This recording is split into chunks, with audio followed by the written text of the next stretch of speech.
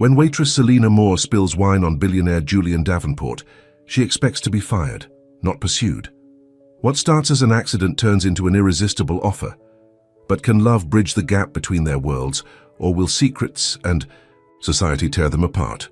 Before we get into the story, comment below where in the world you are watching from today. The morning sun shone through the tall windows of Blackwood Mansion, illuminating the empty hallways and pristine rooms that seemed more like a museum than a home. Nathaniel Nate Blackwood stood in his office, gazing at the city skyline that stretched below his hillside estate. At 35, he had everything money could buy, except for the things that truly mattered. His assistant's voice came through the intercom on his desk. "Mr. Blackwood, the new chef has arrived for her interview." Nate pressed the button without enthusiasm. "Send her in." He didn't want a personal chef. The idea seemed unnecessary, frivolous even. But his board of directors had insisted that someone of his stature needed to entertain properly. And his habit of ordering takeout for business dinners was becoming an embarrassment. The door opened, and Maya Bennett walked in with confident steps. Her dark hair was pulled back in a simple ponytail, and her green eyes surveyed the room with curiosity. "Good morning, Mr. Blackwood," she said, extending her hand. "I'm Maya Bennett."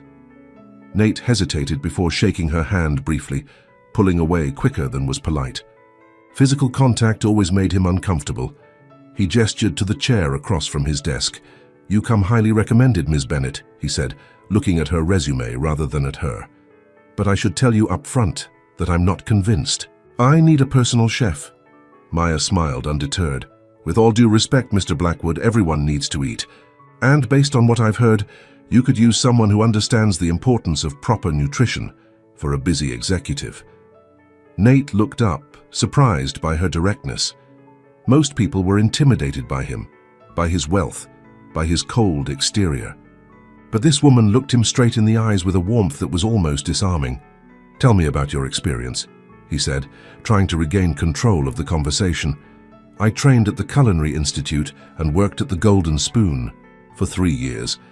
But my real education came from my grandmother's kitchen in Louisiana. She taught me that food isn't just sustenance, it's a way to connect with people." Nate shifted uncomfortably. "I'm not looking to connect with my food, Ms. Bennett. I simply need someone who can prepare appropriate meals for business functions." Maya nodded, but her smile didn't fade. "Of course, but I believe even business meals should have soul, Mr. Blackwood. Food brings people together. It breaks down barriers." Something about her words made Nate's chest tighten. Barriers were what kept him safe, what allowed him to function in a world he never quite felt part of. "When can you start?" he asked abruptly, surprising even himself with the decision. Maya's eyes widened slightly. "I can start tomorrow, if that works for you." "Fine. Mrs. Peterson, my housekeeper, will show you the kitchen and your living quarters. The East Wing guest house has been converted for your use." Maya stood up, smiling. "Thank you for this opportunity, Mr. Blackwood. You won't regret it." As she walked out, Nate found himself watching her longer than necessary, feeling something unfamiliar stir inside him, something that felt dangerously like curiosity. The next morning, Nate entered his kitchen for the first time in months. The thai smell of fresh coffee and something sweet filled the air. Maya stood at the counter, chopping fruit with skilled precision. She looked up and smiled. "Good morning, Mr. Blackwood. I hope you don't mind that I started early. I wanted to prepare breakfast before your 8 a.m. conference call." Nate nodded stiffly, unsure of the proper protocol. He wasn't used to sharing his space with anyone. "How did you know about my call?" he asked. "Mrs. Peterson briefed me on your schedule. I thought you might enjoy something light but energizing. The French toast is made with sourdough bread and topped with fresh berries and real maple syrup. There's also a protein smoothie if you prefer." Nate approached the counter cautiously, eyeing the beautifully arranged plate. "I usually just have coffee." Maya's smile faltered slightly. "Coffee alone isn't enough fuel for someone who works as hard as you do, but I can just wrap this up for later if you'd prefer." There was no judgment in her voice, only concern. It caught Nate off guard. "No, I'll try it," he said, sitting down at the counter. He took a bite of the French toast and couldn't help the small sound of appreciation that escaped him. It was perfect. Not too sweet, with just the right amount of cinnamon. "This is good," he admitted. Maya's face lit up with a smile that reached her eyes. "I'm glad you like it. I believe breakfast should be special. It sets the tone for the entire day." Nate found himself watching her as she moved around his kitchen with ease, as if she belonged there. There was something about her that felt familiar, though he was certain they'd never met before. "Will you be requiring lunch today as well?" she asked, bringing him back to reality. "I have a business lunch downtown." "Of course. And for dinner, I was thinking of preparing something simple but elegant. Perhaps a seared salmon with a lemon butter sauce and roasted vegetables."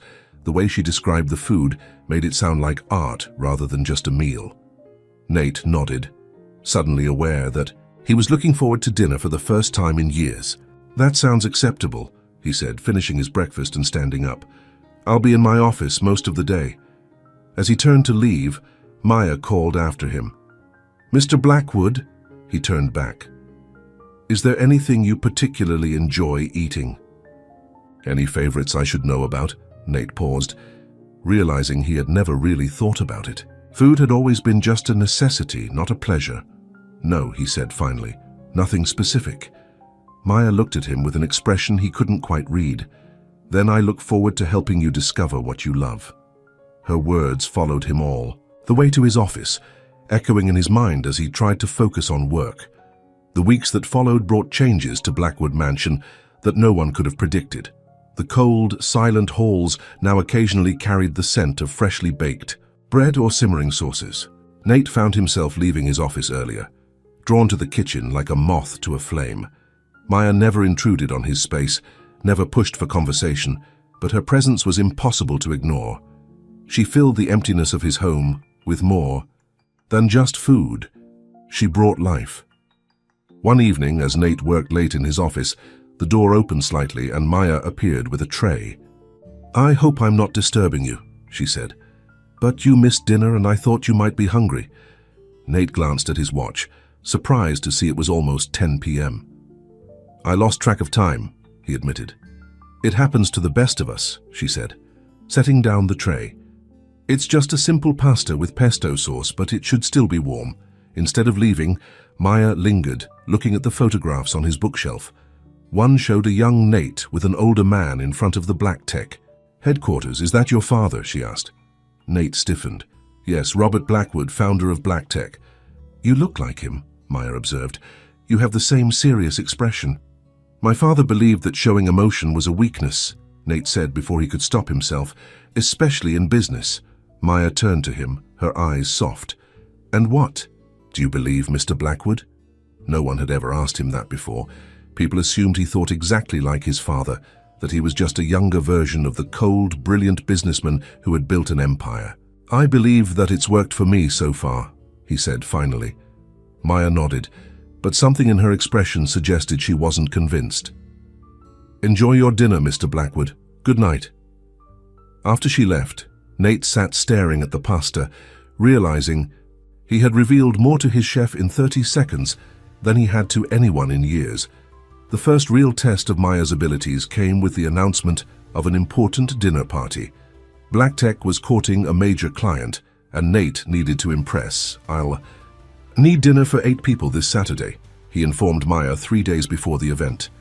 "It needs to be exceptional." Maya didn't seem fazed. "Any dietary restrictions or preferences I should know about?" "Mr. Yamamoto doesn't eat red meat, and Mrs. Cortez is allergic to shellfish. Otherwise, you have free reign. I'll create a menu and have it ye." "For your approval tomorrow morning," Maya promised. When Nate saw the proposed menu the next day, he was impressed despite himself. Maya had planned a sophisticated 4-course meal that showcased both her skills and her attention to detail. "This looks good," he admitted, "but the client is particularly important. Perhaps we should hire a catering service with more experience in corporate events." For the first time since she'd arrived, Nate saw Maya's confidence waver. "If that's what you prefer, Mr. Blackwood," she said, her voice carefully neutral. "But I assure you I can handle this dinner." Nate studied her face, recognizing the determination in her eyes. It was the same look he saw in the mirror when people underestimated him. "No," he decided. We'll go with your menu. I hired you for a reason. The smile that spread across Maya's face made something in his chest tighten. Thank you for your trust, Mr. Blackwood. I won't let you down. The night of the dinner, Nate found himself uncommonly nervous. Not about the business deal, those he could navigate in his sleep, but about how Maya's food would be received. He needn't have worried. From the first course to the last, the meal was a triumph. Maya had created dishes that weren't just delicious, but conversation starters. The clients raved about the food, and by the time dessert was served, the deal was all but closed. When the guests had gone and Nate returned to the kitchen, he found Maya putting away the last of the clean dishes. You should have gone home hours. Hagas, he said. Maya shrugged. I wanted to make sure everything was perfect. It was, Nate admitted. More than perfect. You impressed everyone tonight. Maya's smile was tired, but genuine. Including you, especially me, he said, surprising himself with his honesty. Their eyes met, and for a moment, neither spoke. Nate felt a strange urge to say more, to tell her how much she had changed his home in the short time she'd been there. Instead, he cleared his throat and stepped back. Good night, Maya, he said, using her first name for the first time. Good night, Nate, she replied softly, as if testing how his name felt on her lips. As he walked to his bedroom, Nate realized something was happening to him, something he had no experience with and no defense against. For the first time in his life, he was beginning to care about another person's presence in his world, and it terrified him.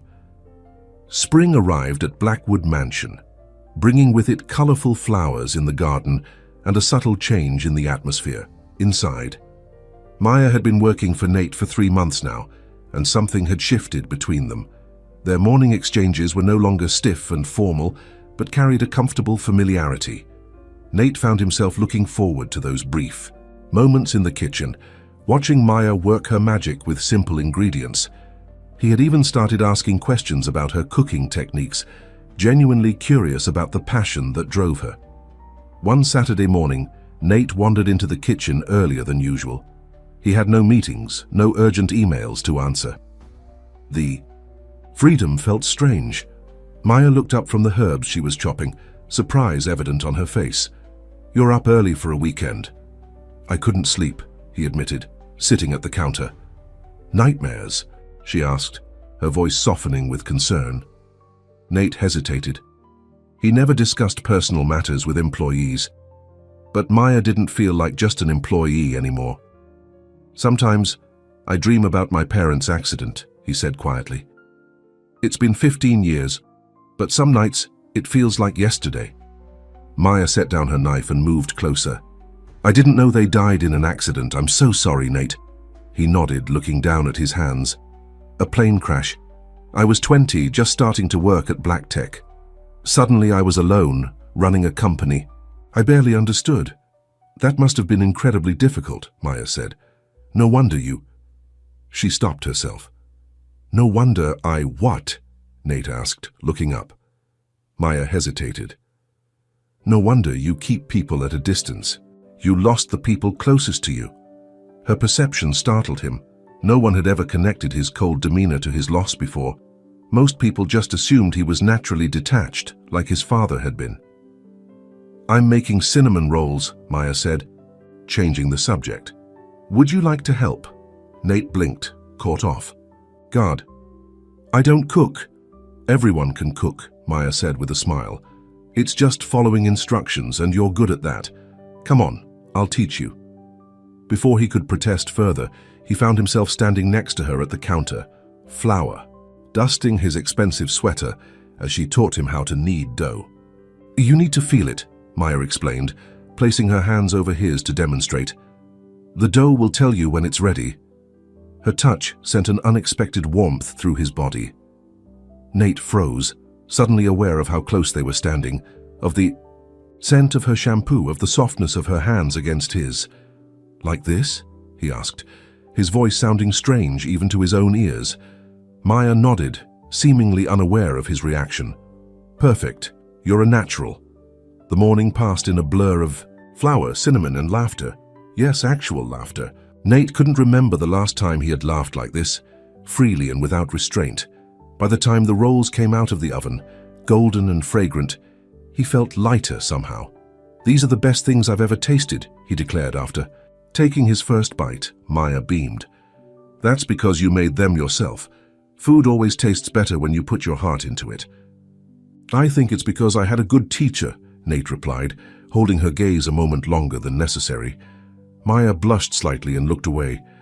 "I should clean up this mess."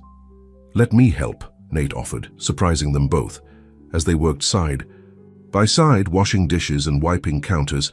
Nate realized he had never felt so comfortable with another person. The silence between them wasn't empty or awkward. It was peaceful. "Maya," he said suddenly, "would you like to have dinner with me tonight?" She stopped, dishcloth in hand. "You mean cook dinner for you?" "No," he clarified. "I mean go out somewhere, to a restaurant." Maya's eyes widened. "Like a date?" The word hung in the air between them. A date? Was that what he was asking for? "Just thought you might enjoy being served food for a change, instead of always preparing it," he said, avoiding a direct answer. Something like disappointment flickered across Maya's face. "That's very thoughtful, but I should probably decline. It might complicate our working relationship." Nate felt an unexpected pang of rejection. "Of course, you're right. But thank you for offering," she added quickly. "And thank you for this morning. It was fun." She gave him a small smile before excusing herself, leaving Nate alone in the kitchen, wondering what had just happened and why it had left him feeling so unsettled. The following week brought chaos to Blackwood Mansion. Black Tech was launching, a new product, and Nate was rarely home before midnight. Maya left meals for him in the refrigerator with detailed reheating instructions, but they barely saw each other. When they did cross paths, there was a new awkwardness between them, a cautious distance that hadn't been there before. Nate told himself it was better this way, safer. Whatever had been developing between them needed to stop before it went too far. On Thursday evening, Nate returned home to find an unfamiliar car in his driveway. Inside, he heard laughter coming from the kitchen, Maya's laugh, bright and musical, accompanied by a deeper male voice. He walked into the kitchen to find Maya sitting at the counter with a handsome man about Nate's age. They were sharing a bottle of wine and what appeared to be a homemade pizza. "Oh, Mr. Blackwood," Maya said, standing up quickly. "I didn't expect you home so early." The return to formality wasn't lost on Nate. "Clearly," he said, his voice colder than he intended. "This is my brother David," Maya explained. "He surprised me with a visit." "David, this is Nathaniel Blackwood, my employer." The man stood and extended his hand. "Nice to meet you, Mr. Blackwood. Maya's told me a lot about you." Nate shook his hand briefly. "Has she? How interesting." An uncomfortable silence fell over the kitchen. "We'll get out of your way," Maya said, gathering the plates. "I left your dinner in the warming drawer." "No need to rush on my account," Nate said stiffly. "I'm not hungry, I'll be in my office." He walked away, feeling foolish for the relief that had washed over him when she said, "brother." What did it matter to him if Maya was entertaining a boyfriend? She was his employee, nothing more, but the lie felt hollow even to himself. Later that night, a soft knock on his office door interrupted his thoughts. Maya entered, carrying a tray with a cup of tea. "Chamomile," she said, setting it down on his desk. "It helps with stress." Nate looked up from his computer. "Thank you, but I'm fine." Maya stayed where she was, her expression troubled. "Are you? Because you seemed upset earlier." "I was just surprised to find strangers in my home," he said, the words coming out harsher than intended. "David isn't a stranger, he's my brother," Maya clarified. "And I apologize for not asking permission. It won't happen again." Nate sighed, running a hand through his hair. "No, I'm sorry. This is your home too, and you should be able to have visitors. I overreacted." Maya's expression softened. "Thank you. And I'm sorry for the Mr. Blackwood thing. I just thought, since David was there." "It's fine," Nate said, though it hadn't felt fine at all. "You should go enjoy the rest of your evening with your brother." Maya hesitated as if she wanted to say more, but then nodded. "Good night, Nate." After she left, Nate sat staring at the cup of tea, wondering when his carefully ordered life had become so complicated. The annual Black Tech Charity Gala was the biggest event of the year, and preparations at the mansion were in full swing. Maya had been planning the menu for weeks, coordinating with the event staff to ensure everything would be perfect. The day of the gala, Nate was a bundle of nerves, though he hid it well behind his usual composed facade. He stood in front of his bedroom mirror adjusting his bow tie when a knock came at his door. "Come in," he called, expecting Mrs. Peterson with some last-minute question about the seating arrangements. Instead, Maya entered, looking completely different from her usual self. She wore a simple but elegant black dress that hugged her curves, and her hair fell in soft waves around her shoulders. Nate found himself momentarily speechless. "Sorry to bother you," she said, "but Mrs. Peterson said you wanted to approve the final table arrangements." Nate cleared his throat. "Yes, thank you." He took the tablet she offered, trying not to notice how the light caught in her hair or how her eyes seemed even greener against the black of her dress. "You look different," he said awkwardly. Maya smiled. "Is that a compliment?" "Yes," he admitted. "You look beautiful." A faint blush colored her cheeks. "Thank you. I don't often have reasons to dress up, but tonight is special." Something in her tone made Nate look up. "Special?" "My grandmother is coming," Maya explained, her eyes bright with excitement. "She's the one who taught me to cook, remember? When she heard I was preparing food for the Black Tech Gala, she insisted on seeing it for herself. I hope that's okay." The genuine happiness in Maya's face made Nate smile. "Of course it's okay. I'd be honored to meet her." Maya looked relieved. "Thank you, Nate. That means a lot to me." As she turned to leave, Nate found himself saying, "Maybe you could introduce us during the event." Maya paused, looking back with surprise. "You want to meet my grandmother?" "She sounds like an important person in your life," Nate said simply. "And anyone who taught you to cook like you do must be extraordinary." The smile Maya gave him then was different from any he'd seen before. It was filled with a warmth that reached her eyes and seemed to light up her entire face. "I'd love that," she said softly before leaving the room. Nate stood staring at the closed door, wondering when exactly this woman had begun to occupy so much space in his thoughts. The gala was in full swing, with hundreds of elegantly dressed guests filling the grand ballroom of the Heritage Hotel. The Black Tech elite mingled with potential investors, celebrities and politicians, all there to support the company's charitable foundation. Nate moved through the crowd with practiced ease, shaking hands and making small talk, all while his eyes periodically scanned the room for Maya. He spotted her near the kitchen doors, deep in conversation with an elegant older woman who shared her smile. Making his excuses to the city councilman he was speaking with, Nate made his way across the room. "Maya," he said as he approached. She turned, her face, lighting up. "Nate, I was just looking for you. This is my grandmother, Eloise Bennett." "Grandma, this is Nathaniel Blackwood." The older woman studied him with sharp, intelligent eyes. "So you're the young man who's been enjoying my granddaughter's cooking. She speaks very highly of you." "Does she?" Nate asked, glancing at Maya with surprise. "The food tonight is exceptional," he told Eloise. "Your granddaughter has an incredible talent." Eloise nodded proudly. Maya has always understood that cooking is about more than just food.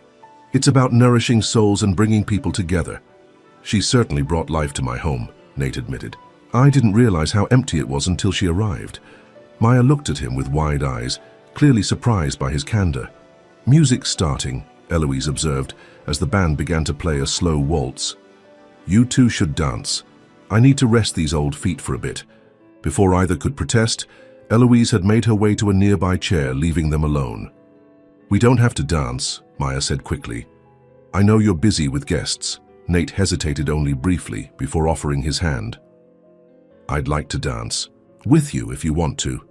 Maya placed her hand in his, and he led her to the dance floor, suddenly grateful for the dance lessons his mother had insisted on when he was younger. With one hand on Maya's waist and the other holding hers, he guided them into the flow of other couples. "You're full of surprises tonight," Maya said softly. "How so?" Nate asked, acutely aware of her closeness, of the warmth of her hand in his. "First," You want to meet my grandmother. Now you're dancing with your chef in front of all your important guests. You're more than just my chef, Maya, Nate said, the words coming out before he could stop them. Her eyes met his, a question in their depths. What am I then? Nate didn't have an answer, at least not one he was ready to admit even to himself. But as they moved together to the music, her body fitting perfectly against his, he knew something had changed irrevocably between them.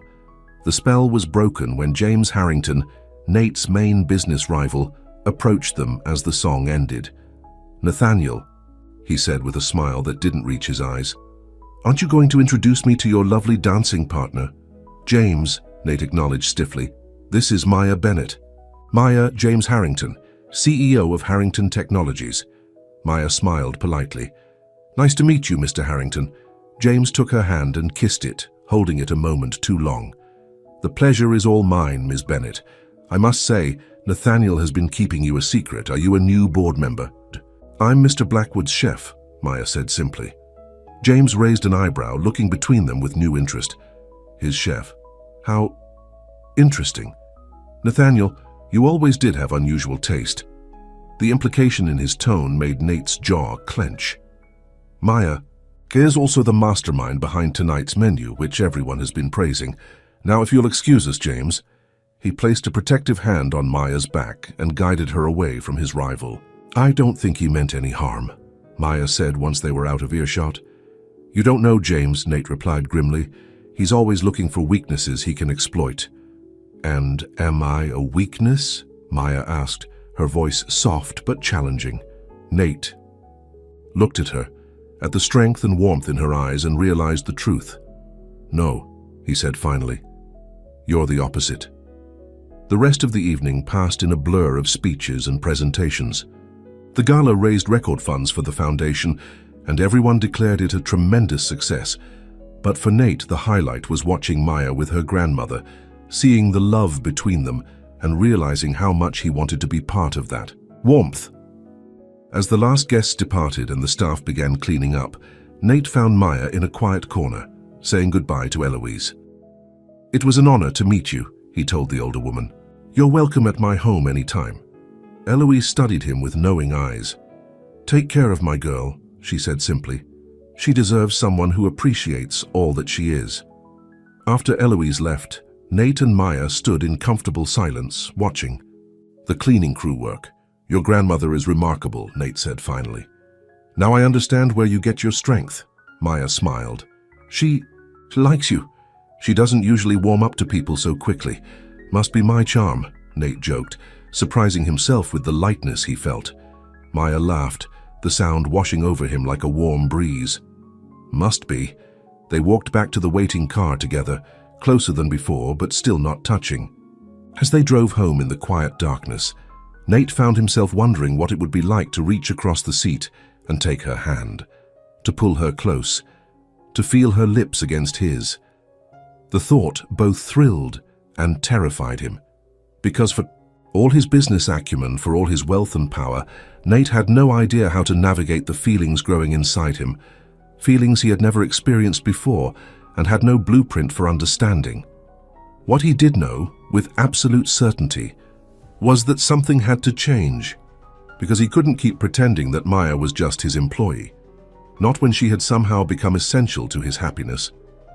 The day after the gala, Nate woke feeling different somehow, lighter, as if a weight he hadn't known he was carrying had been lifted.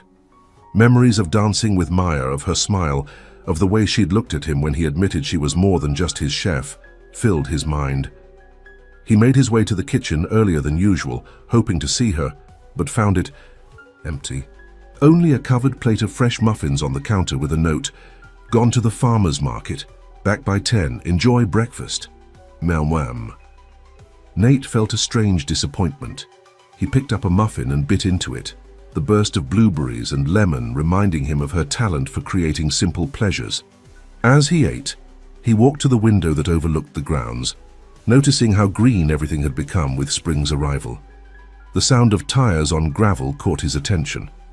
Maya's small red car pulled up, and she emerged carrying several bags of produce. Without thinking, Nate headed outside to help her. "You're up early," she said, surprise in her voice as he approached. "I thought you might need a hand," he replied, taking the heavier bags from her. Maya smiled, the morning sun catching in her hair. "Thank you.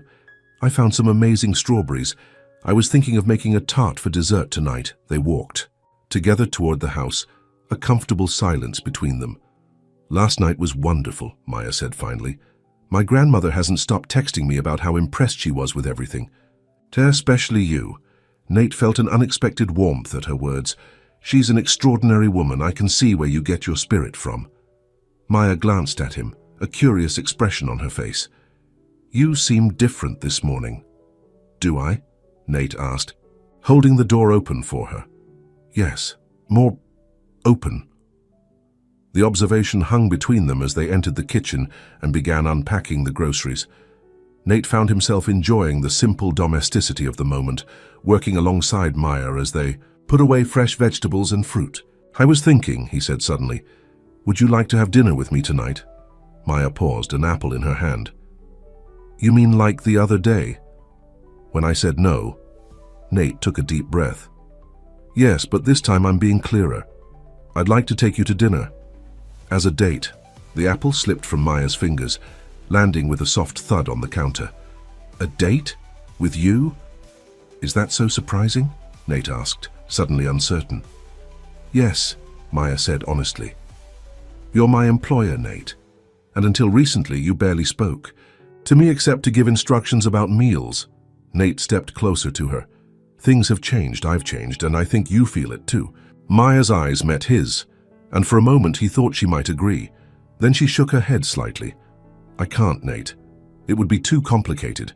What happens if it doesn't work out? I'd lose my job and my home in one go."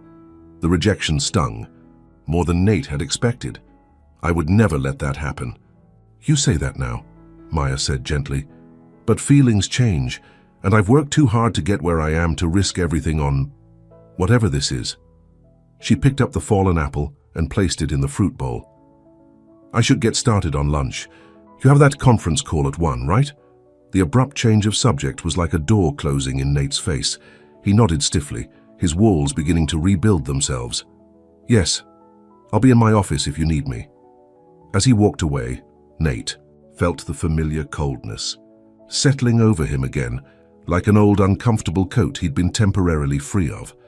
The following weeks brought a subtle strain to life at Blackwood Mansion.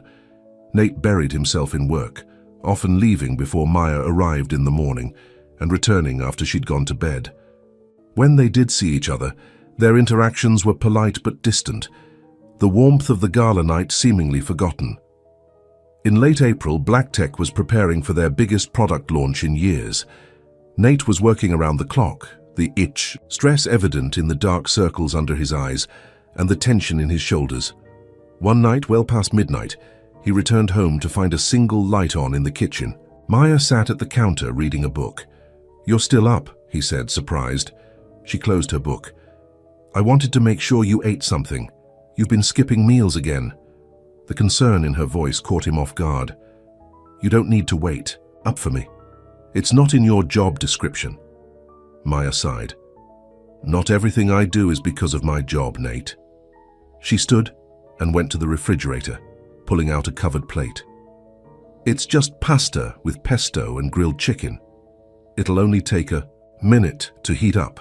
Too tired to argue, Nate sat at the counter and watched as she moved efficiently around the kitchen. The familiar routine soothed him, despite the awkwardness that had grown between them.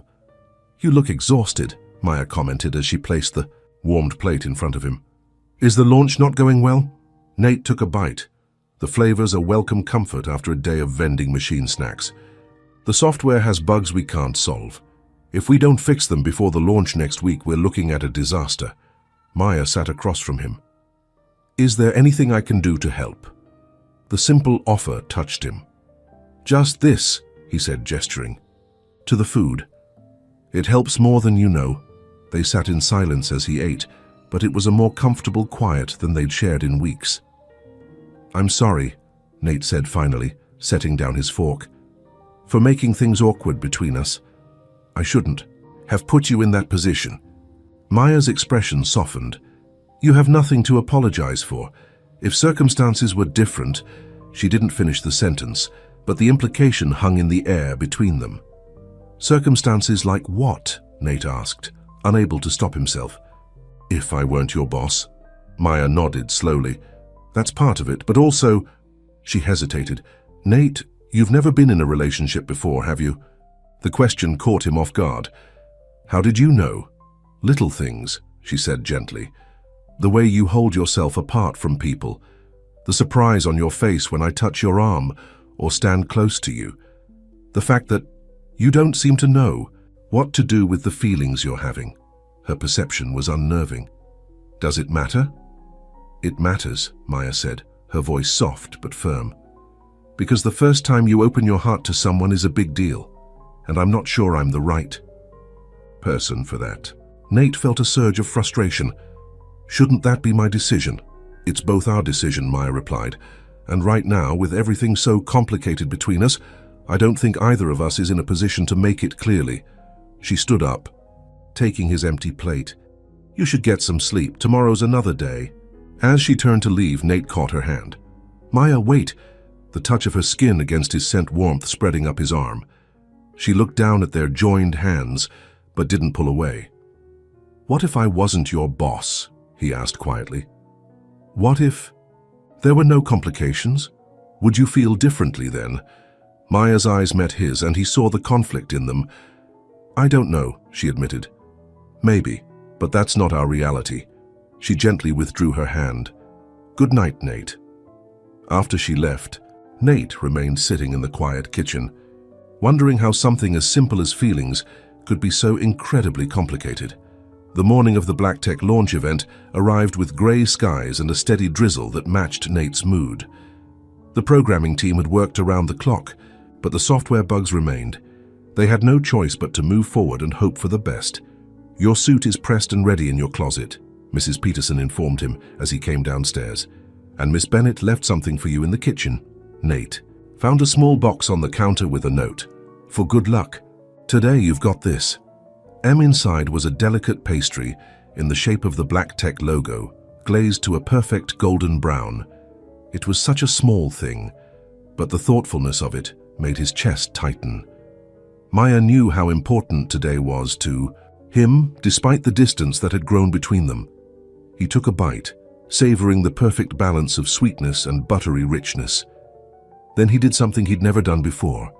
He took out his phone and texted her a simple message.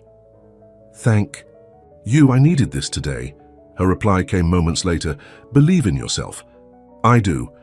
Those 5 words carried him through the morning as he finalized his presentation and made his way to the convention center, where hundreds of tech journalists and industry insiders waited. The launch itself was a blur of lights, applause, and carefully rehearsed words.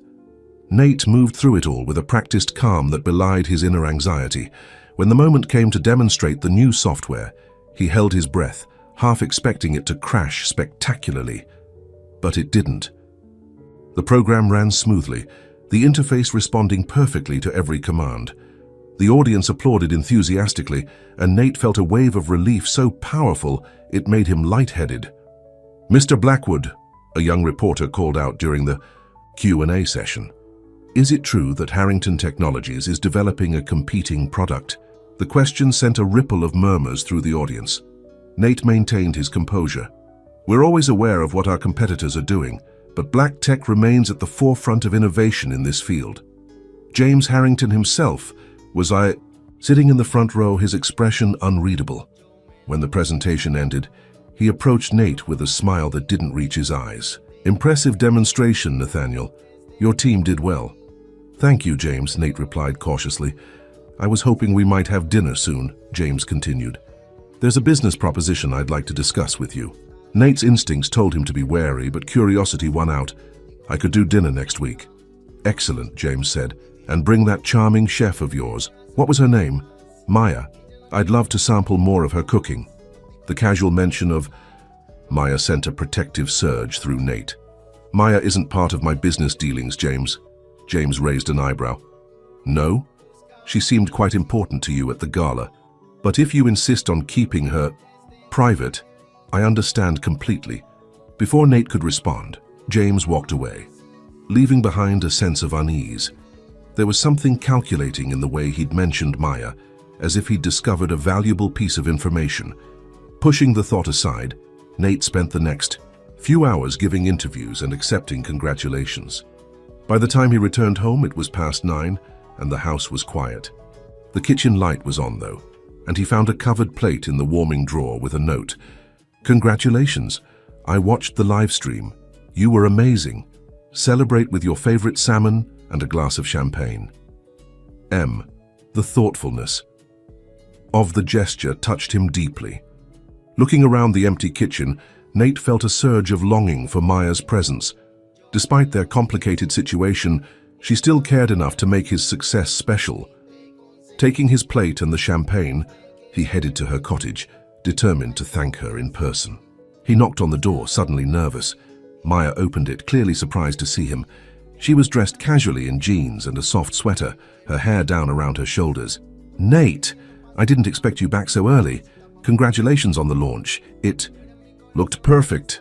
"Thanks to you," he said, holding up the plate. Maya shook her head. "I didn't write a single line of code. That was all you and your team.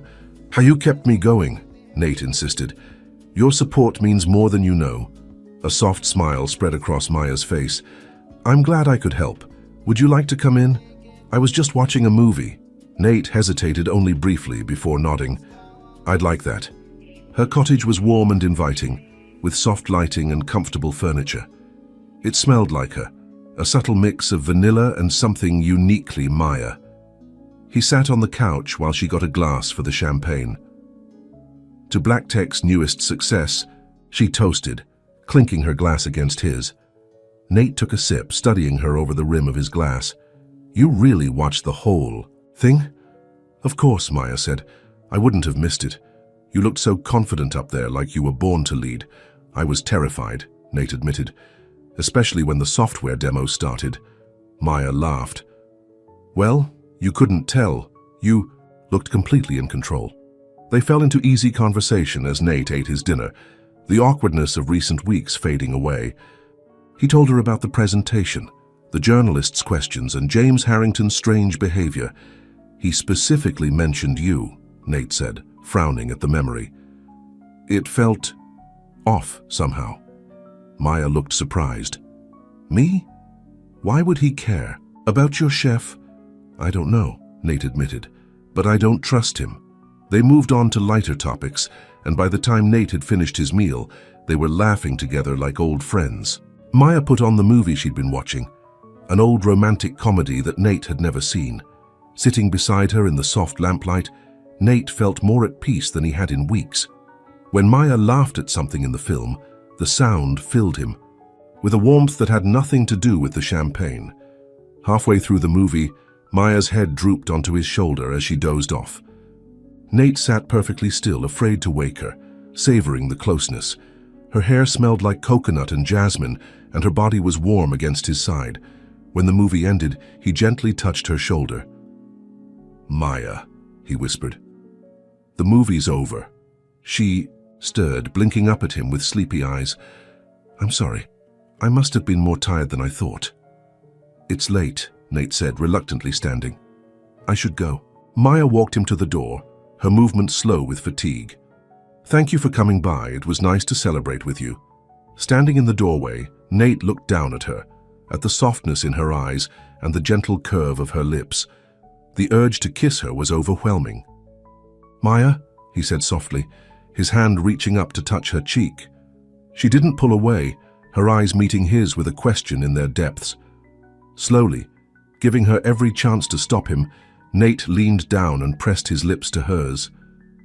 The kiss was gentle, tentative, a question rather than a demand. For a heartbeat, Maya stood frozen, and Nate feared he'd made a terrible mistake. Then her hands came up to rest on his chest, and she kissed him back with a sweetness that made his heart ache. When they finally pulled apart, both were breathless. Maya's eyes were wide, her lips slightly parted in surprise. "I shouldn't have done that," Nate said, though he couldn't bring himself to regret it. "No," Maya agreed softly, "you shouldn't have." But she didn't step away, didn't remove her hands from his chest. where she could surely feel the racing of his heart. "What happens now?" Nate asked, his voice barely above a whisper.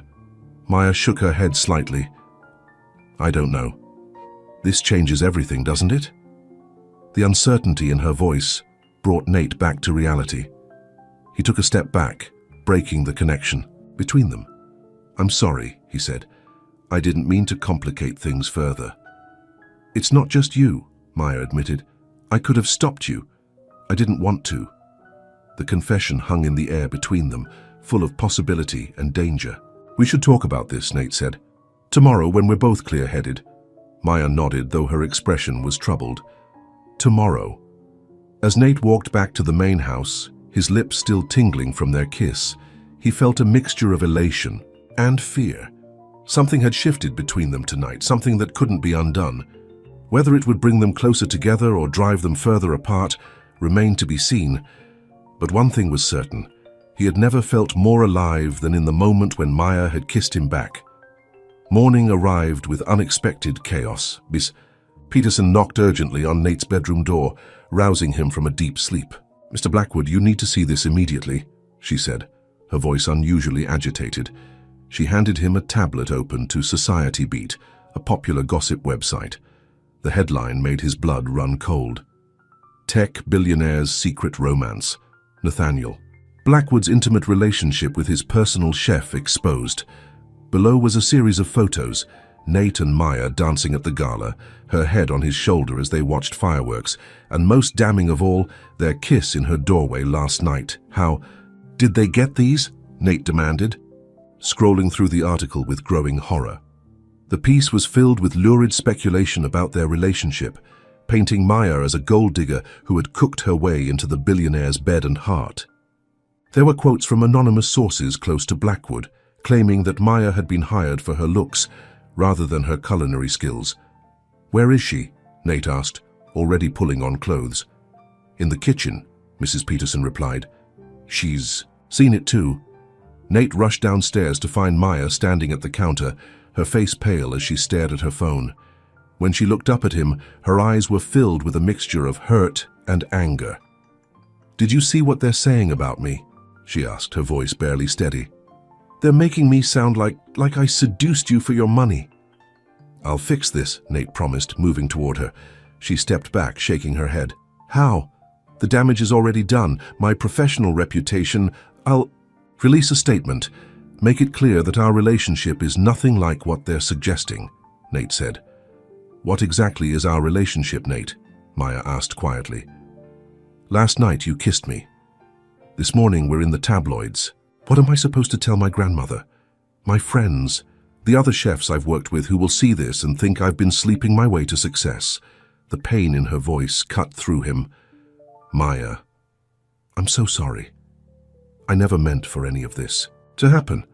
But it has happened," she said, wiping away a tear that had escaped despite her efforts to remain composed. "And now I have to deal with the consequences." "We'll deal with them together," Nate insisted. Maya shook her head. "I think I need some time away, to think, to figure out what I want." The words hit Nate like a physical blow. "You're leaving?" "Just for a few days," Maya said. "I called David this morning. He's coming to pick me up." "Maya, please," Nate began, but she cut him off. "I need space, Nate. This is all happening too fast." Before he could respond, his phone rang. It was his PR director, no doubt calling about the scandal. By the time he finished the call, assuring his team that he would be at the office within the hour to craft a response, Maya had disappeared upstairs to pack. Nate waited in the foyer, pacing anxiously until she came down with a small suitcase. Her eyes were red-rimmed, but her chin was held high with dignity. "You don't have to leave," he said. "We can face this together." "I need to protect what's left of my reputation," Maya replied. "And I need to decide if whatever is happening between us is worth the cost." The words stung, though Nate understood her hesitation. "How long will you be gone?" "A few days, maybe a week," Maya said. "I'll let you know." A car horn sounded outside. David had arrived. Maya picked up her suitcase. "Maya," Nate said desperately. He wanted to tell her how he felt. that the possibility of losing her terrified him more than any business crisis ever had. But the words caught in his throat, unfamiliar and frightening. "I'll call you," she said simply, and then she was gone. The door closing behind her with a finality that left Nate standing alone in the echoing silence of his mansion. The house that had slowly come alive with Maya's presence suddenly felt emptier than ever before. And Nate was left wondering if he had just lost the one person who had begun to teach his closed-off heart how to feel. The days following Maya's departure were the longest of Nate's life.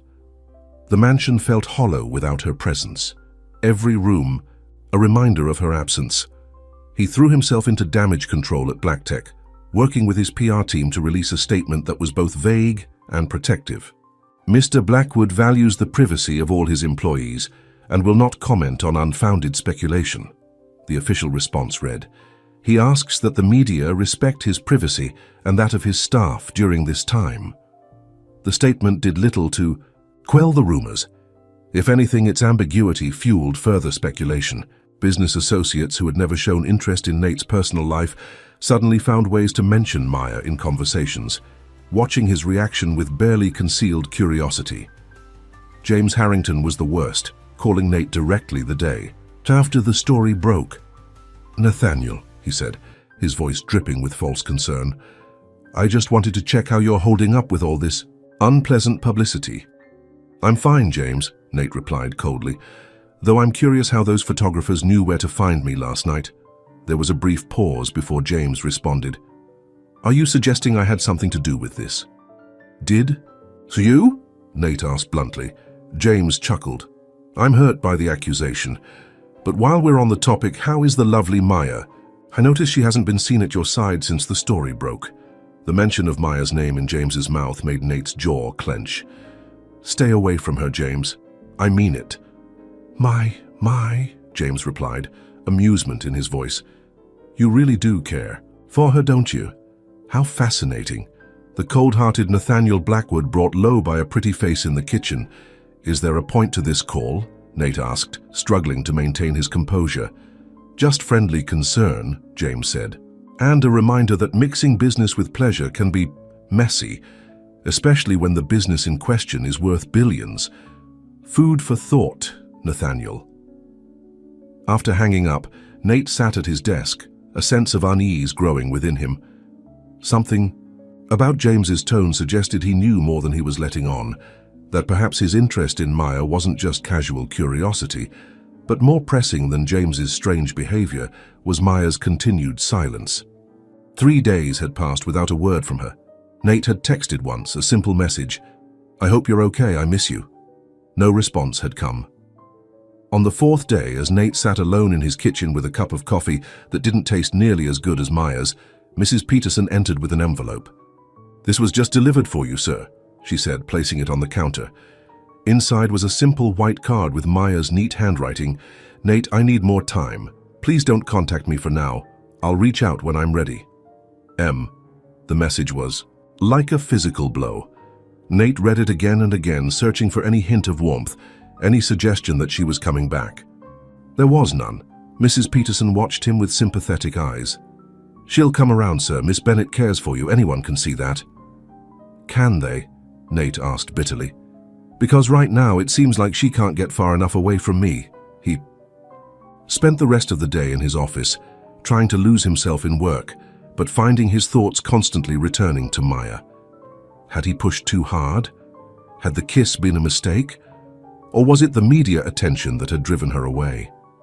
That night, unable to sleep, Nate wandered down to the kitchen.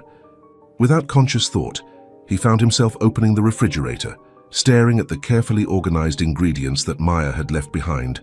An idea formed in his mind. If Maya had used food to reach him, perhaps he could do the same for her. The next morning, Nate called his assistant. "Cancel my meetings for the day," he instructed, "and find me the address for Eloise Bennett." 2 hours later, Nate stood on the porch of a modest but well-kept house in a quiet neighborhood, a bag of groceries in his arms. He rang the doorbell, his heart pounding with uncertainty. The door opened to reveal Maya's grandmother, who didn't seem at all surprised to see him. "Mr. Blackwood," she said, her eyes assessing him coolly, I've been wondering when you'd show up. Is Maya here? He asked. Eloise shook her head. She's staying with her brother, but come in anyway. We should talk? She led him into a warm kitchen that smelled of cinnamon and coffee. Maya tells me you're quite the businessman, she said, gesturing for him to sit at the table. Smart with numbers and strategies. That's what they say, Nate replied, setting down the grocery bag. But not so smart with hearts, I think, Eloise observed, pouring 2 cups of coffee and joining him at the table. Mine or your own? The directness of her statement caught Nate off guard. I never meant to hurt her, he said quietly. Intentions aren't always enough, Eloise replied. Maya has worked hard for her reputation as a chef. In one night, those tabloids made her look like a woman trading favors for advancement. Shame washed over Nate. I should have been more careful. Protected her better. Yes, you should have, Eloise agreed. But that's not why she left. Nate looked up in surprise. It's not? Eloise studied him over her coffee cup. My granddaughter left because she's falling in love with you, Mr. Blackwood. And that terrifies her almost as much as it terrifies you. The words hit Nate like a thunderbolt. She's falling in love with me. Maya has always been careful with her heart, Eloise continued. Her father walked out when she was young. Her first serious boyfriend used her to get ahead in culinary school, taking credit for her recipes. She learned early that loving someone means being vulnerable to hurt. Nate absorbed this new information, seeing Maya in a different light. I would never hurt her deliberately, he said. But you might hurt her accidentally, Eloise pointed out. You've never been in love before, have you? Nate shook his head slowly. No, I never let myself get close enough to anyone. And why is that? Eloise asked gently. The question made Nate uncomfortable, forcing him to examine parts of himself he'd long kept buried. After my parents died, I had to become the head of Black Tech overnight. I was barely 20. There was no room for weakness, for emotional distractions.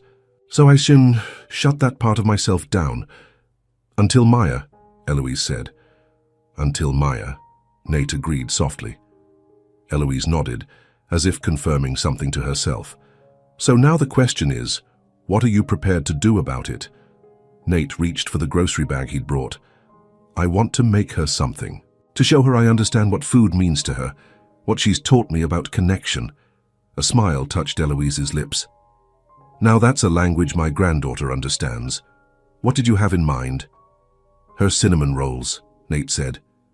The ones we made together that morning. It was the first time I felt connected to someone in years. A good choice, Eloise approved, but you'll need help.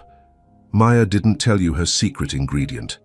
For the next few hours, Nate worked side by side with Eloise, learning the special touches that made Maya's cinnamon rolls unique. A hint of orange zest in the dough, a splash of bourbon in the glaze. As they worked, Eloise shared stories of Maya's childhood, of her determination and passion for cooking. She was 7 when she first insisted on making Sunday breakfast by herself, Eloise recalled, showing Nate how to roll the dough properly. Made the biggest mess you've ever seen, but those pancakes were made with such love we all declared them the best we'd ever tasted. Nate listened, absorbing every detail, building a more complete picture of the woman who had somehow broken through his carefully constructed walls. When the rolls were done, golden and fragrant, Eloise carefully packed them in a container. Perfect, she declared. Now let me give you David's address, but Nate, he looked up at the use of his first name. If you're not serious about my granddaughter, walk away now. She deserves someone who will put her first, who will love her completely. Can you be that man? The question hung in the air between them. A week ago, Nate might have hesitated, unsure of his capacity for that kind of emotional commitment. But the days without Maya had taught him something important. She wasn't just a pleasant addition to his life. She had become essential to his happiness. Yes, he said with quiet certainty. I can be that man. I want to be that man. Eloise studied him for a long moment before nodding. Then go get her. David Bennett's apartment was in a modern building downtown. Nate stood outside the door, the container of cinnamon rolls in one hand, his heart in his throat. He knocked before he could lose his nerve. The door opened to reveal a surprised David. Mr. Blackwood, how did you find this address? Your grandmother, Nate admitted. Is Maya here? I need to talk to her. David hesitated. She's been pretty upset. I'm not sure she's ready to see you. Who is it, David? Maya's voice called from inside. David gave Nate a warning look before stepping aside. It's your boss. Maya appeared in the hallway, freezing. When she saw Nate, she looked tired, her eyes shadowed as if she hadn't been sleeping well. Still, the sight of her made Nate's heart skip a beat. What are you doing here? She asked, her voice carefully controlled. I brought you something, Nate said, holding up the container. Can we talk, please? Maya glanced at her brother, who shrugged. I'll go pick up that takeout we ordered. Give you two some privacy. After David left, Maya reluctantly invited Nate inside.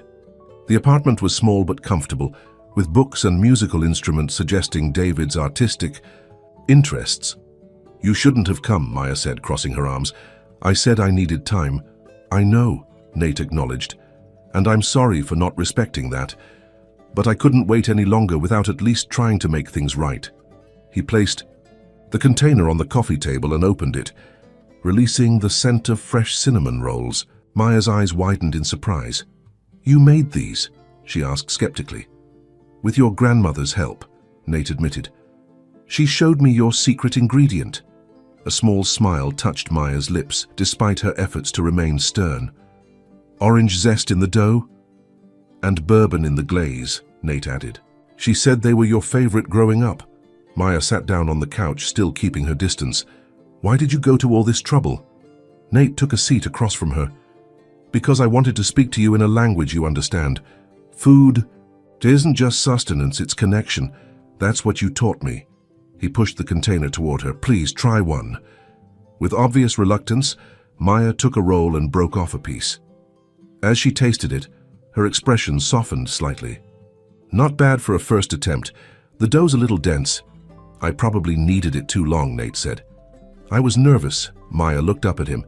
Nervous about making cinnamon rolls? Nervous about seeing you again, Nate corrected. Afraid you might not want to come back. Maya set down the roll. The tabloids are calling me a gold digger, Nate. Do you have any idea what that's like? To have everything you've worked for reduced to a sleazy headline? No, Nate admitted. And I'm so sorry you're going through this because of me. It's not just the publicity, Maya said, her voice softening. It's everything.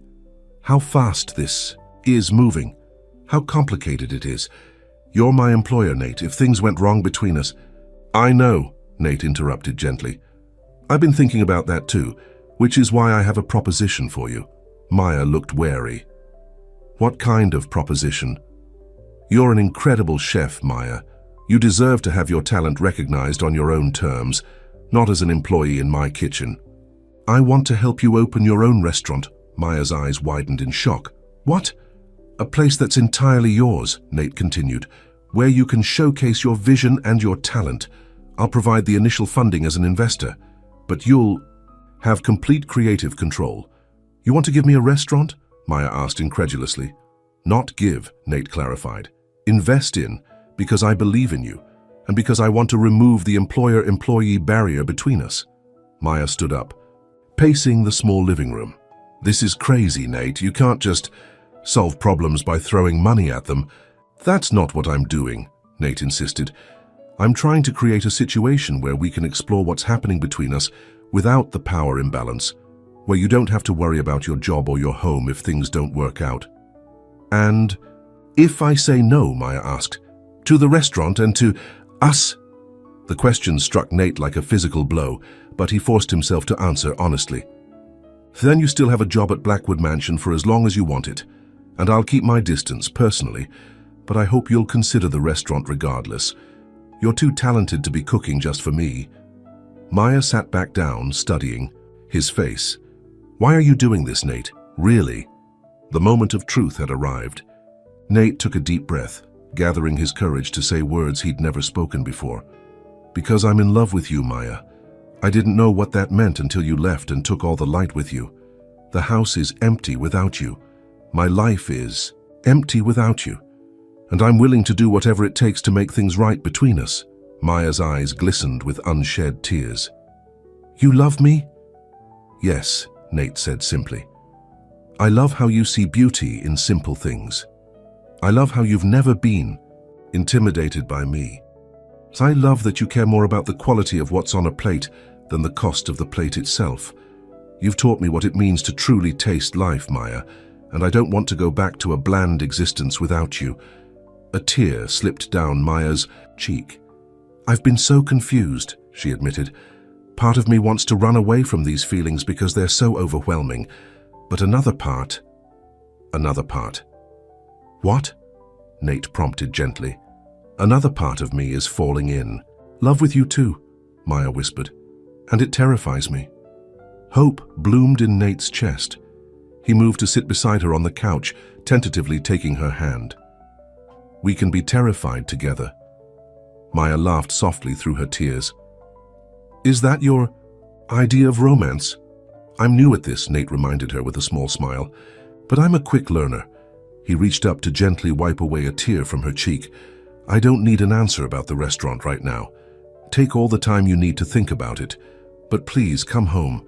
The mansion isn't home without you anymore. Maya looked down at their joined hands. What about the tabloids, the rumors? Let them talk, Nate said firmly. I'm not ashamed of how I feel about you. In fact, he paused, considering something. What if we stopped hiding, went public on our own terms? What do you mean? Maya asked. There's a charity dinner next weekend for the children's hospital. Come with me, not as my chef, but as my date. Let the world see us together, proud and unashamed. Maya bit her lip. That's a big step, Nate. I know, he agreed, but I'm tired of hiding what I feel for you, unless you're ashamed to be seen. With me?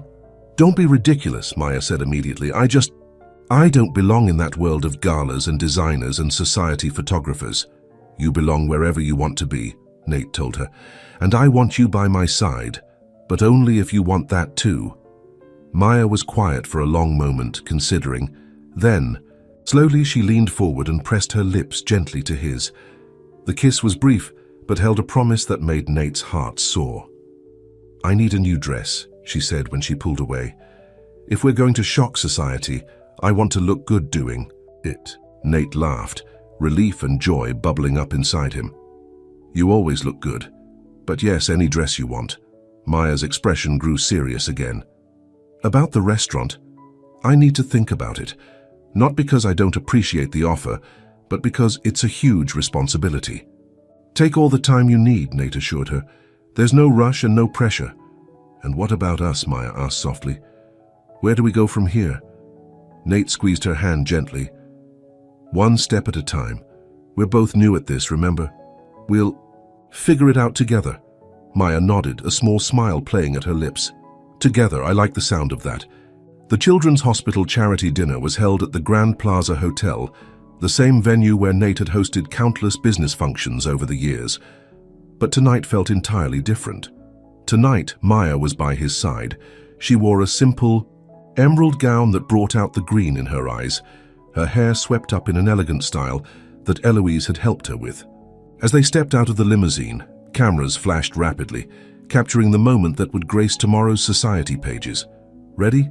Nate asked, offering his arm. Maya took a deep breath and nodded, placing her hand in the crook of his elbow. As ready as I'll ever be. They walked the red carpet together, Nate proudly introducing Maya to fellow business leaders and philanthropists. Some looked surprised, others curious, but Nate didn't care. For the first time in his life, he was following his heart rather than social expectations. Nathaniel, James Harrington's voice came from behind them, and the lovely Maya.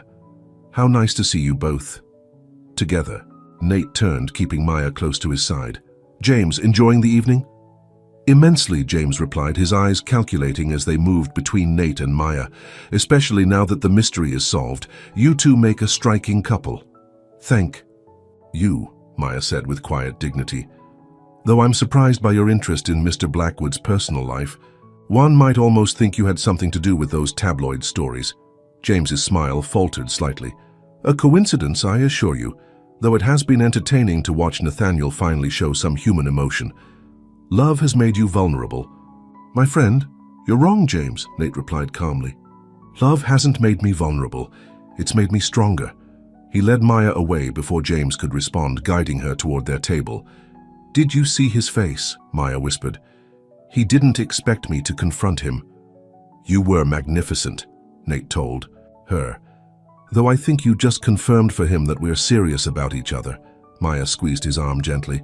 "Good. Because we aren't we?" Nate stopped walking, turning to face her in the middle of the crowded ballroom. "Yes, we are. In fact," he reached into his pocket and pulled out a small velvet box. Maya's eyes widened. "Nate, what are you doing?" "Not what you think," he assured her with a smile, opening the box to reveal a small golden key. "This is the key to your new restaurant space. I found it yesterday, the old Romano's building on 5th Street. It's yours if you want it." Maya stared at the key, then back at Nate. "You already bought it?" "I put a deposit down," Nate explained. "Fully refundable if you decide it's not right for you, but I wanted you to know I meant what I said. This isn't just talk, Maya. I believe in you and your talent." Tears glistened in Maya's eyes as she took the small key. "Thank you," she whispered, "for believing in me that much." "Always," Nate promised. "Now, shall we give them something to really talk about?" Before Maya could ask what he meant, Nate pulled her into his arms and kissed her, right there in the middle of the ballroom, surrounded by New York's elite. Cameras flashed frantically, capturing the moment for tomorrow's headlines. When they finally broke apart, both breathless, Maya laughed. "Well, that should clear up any confusion about our relationship." "That was the idea," Nate said, grinning. "No more hiding, no more confusion. Just us facing the world together." 6 months later, the grand opening of Taste, Maya's new restaurant, was the hottest ticket in town. The space had been completely transformed from the old Italian restaurant it once was, now featuring warm colors, comfortable seating, and an open kitchen where guests could watch Maya and her team work their magic. Nate stood proudly by her side as she cut the ribbon, her grandmother and brother beaming from the front row of gathered guests and press. "I can't believe this is really happening," Maya whispered to him as they prepared to welcome the first diners. "Believe it," Nate told her. "You've earned this, all on your own. I just provided the space." And it was true.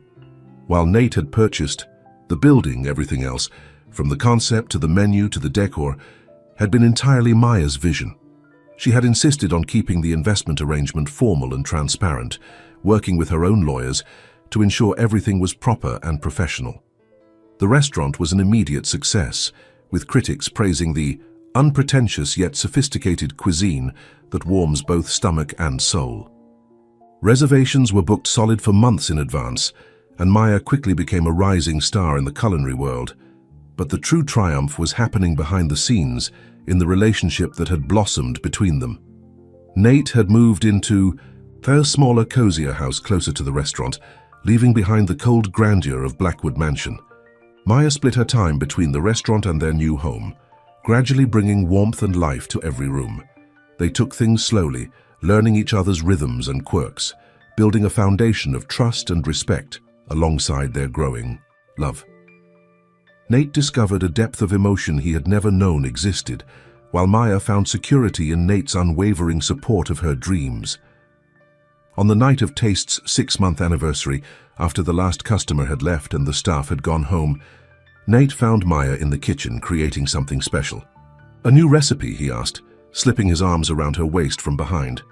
"No, an old one," Maya replied, turning in his embrace. "Cinnamon rolls. The first thing we ever made together." Nate smiled, remembering that morning in his kitchen that seemed so long ago now. "Our beginning." "One of many beginnings," Maya corrected, rising on her toes to kiss him softly. "Every day with you feels like a fresh start, a new flavor to discover." "Speaking of new beginnings," Nate said, suddenly serious, "I have something to ask you." He reached into his pocket and pulled out a small box, a jewelry box this time, not a key.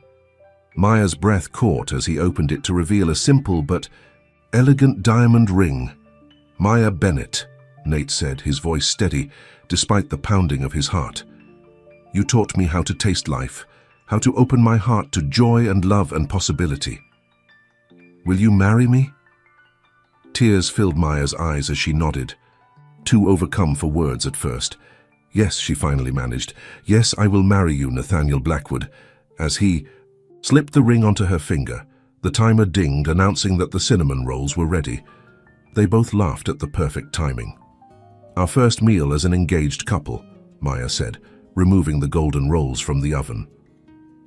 Later, as they sat in the empty restaurant sharing warm cinnamon rolls and champagne, Nate marveled at how far they had come. From the cold, closed-off man who had interviewed a chef because his board insisted, to this, a man fully alive, fully in love, fully present in his own life. "What are you thinking about?" Maya asked, noticing his contemplative expression. "About taste?" Nate replied, taking her hand across the table. "Not just food, but life. How bland everything was before you. How rich it is now." Maya smiled, the love in her eyes warming him from the inside out. "And we're just getting started. There's a lifetime of flavors for us to discover together." "I can't wait," Nate said, meaning it with all his heart. With Maya by his side, every day promised to be a new adventure, a new taste, a new joy to savor. For a man who had never known love, Nate had finally discovered its flavor, and it was sweeter than anything he could have imagined. The end.